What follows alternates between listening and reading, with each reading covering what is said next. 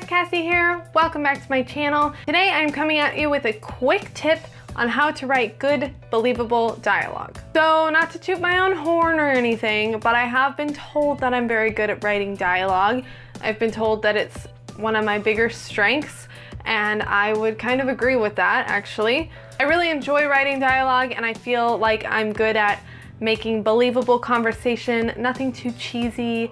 And the number one way that I achieve this is by talking out loud to myself all the time. This is what some people would probably say is my worst habit. Personally, I don't see it as a bad thing, but it is definitely a habit. I talk to myself out loud all the time, so much so that a lot of times I forget that people are around and I just start talking, and that can be really awkward. In fact, one time I was cleaning for somebody and they left to go run some errands, so I was talking to myself out loud, and at one point I was vacuuming, so I was like talking to myself extra loud, and then I stopped vacuuming, turned around, and my client was totally home on the computer, sitting at the kitchen table for who knows how long. So yeah, that was a little awkward, especially given that the book I was working on involves a protagonist who is a murderer. So a lot of the conversations I was having with myself would have sounded like super extra psychopathic. But hey, I worked for that guy for like 2 years and he never seemed to have a problem with it. So I guess we're all good. Talking to yourself out loud can be seen as weird. People can be weird and judgy about it, but I don't really give a crap. I do it all the time, and it's really, really helpful for writing. When you talk to yourself out loud and, do the voices and the facial expressions and the tone of voice and pick out the right wording, it just helps you to make things more believable and natural, because when you're speaking out loud, you know if something sounds weird. A lot of people also use a similar tip when they're at the editing stage of their book.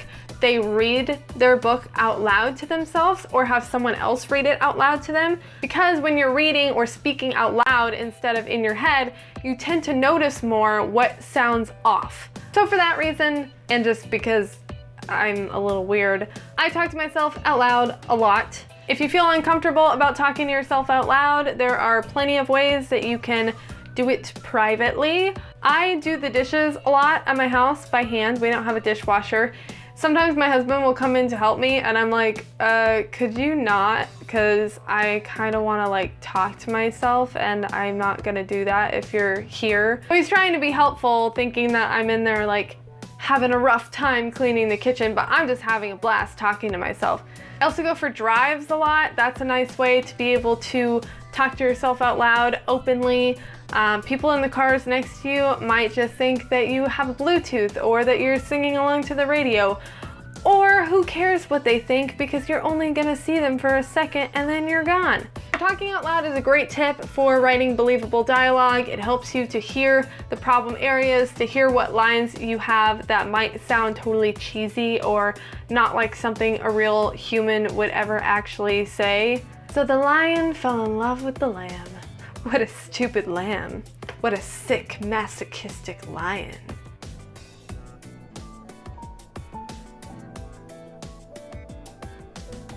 When you say these things out loud, you realize, normal people don't really say crap like that. Like, ever. In addition to talking out loud a lot, I would also attribute the fact that I'm good at writing dialogue and that I enjoy writing dialogue so much to the fact that I watch a lot of TV and movies. Reading books is a really good way to learn and grow as a writer and as a storyteller, but I think in a lot of ways, watching movies and television shows gives you some perspective that maybe reading doesn't.